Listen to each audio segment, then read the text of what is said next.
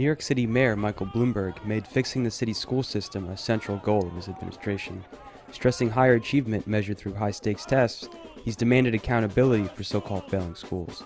Backed by federal mandates, over the past decade he's closed more than 100 schools and opened more than 500 new ones, including more than 100 charter schools. Bloomberg has been widely praised for his efforts, but he also has vocal detractors as well. On February 1st, hundreds of high school students walked out of school to protest the latest round of school closings and budget cuts. Among the 24 schools set to close after this school year is Manhattan's Legacy High. It has a 43% four-year graduation rate, making it a failing school in the eye of the city. But 17-year-old senior Kayla Marte is fighting back against that label. They should look at themselves. Like, they're pointing one finger at us, but they have four pointing right back at them. Like, it's an unfair ball game, and we're not failures, and I'm here to say that I'm not a failure. Many education activists strongly oppose the policy of closing down schools. Those targeted for closure, such as Legacy, serve low-income students of color. Others serve large numbers of students learning English. These same schools have also been hit hard by budget cuts.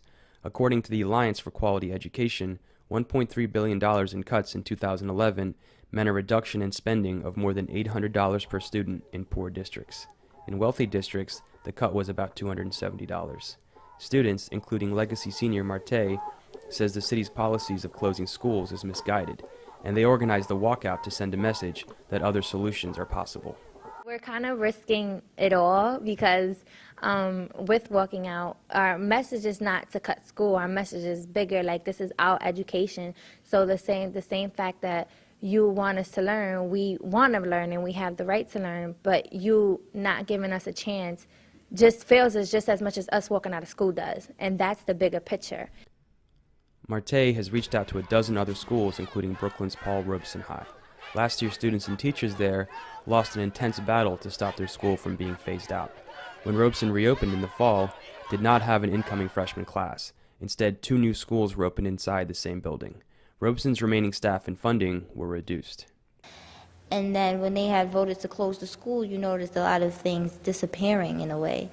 Like, a lot of my high school years, my future was disappearing with it. I soon realized.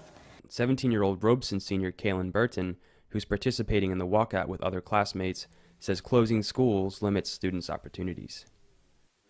It affected me, like it changed my whole perspective on where I thought what I wanted to do with myself after high school. I felt like my options were very limited after a while.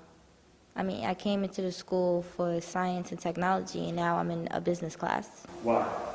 Because they don't have science or technology anymore. Reduced budgets also means fewer teachers at Robeson. We strongly believe that to close a school is to destroy a community, and it has destroyed our community. Stephanie Siegel, who began teaching English at Robeson in 1991, is among the remaining educators at the school. It's been horrific. I mean, the first faculty meeting we had in September, I just surprised myself and broke down and cried through the whole thing.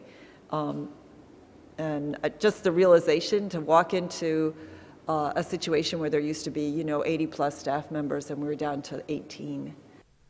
Siegel says students pay the price when the city cuts a school's teachers and resources. We are trying to do the best by the young people that are here left with us, but it's extremely challenging because our staff has been cut down so badly, and we have a lot of high-need students who need extra support, and they need people with a variety of different skills, and we can't really service them. Opposition to closing schools has been growing in New York. On Tuesday, several potential mayoral candidates vying to replace Michael Bloomberg denounced the policy at City Hall. But while local opposition is growing, the Obama administration is demanding school districts accelerate such policies or risk losing federal funding. In his State of the City address last month, Mayor Bloomberg said he would act unilaterally to keep from losing these funds. He said 33 schools will be put in a turnaround program in which ineffective teachers are fired. But grassroots education activists oppose the mayor and say his policies have undermined public education.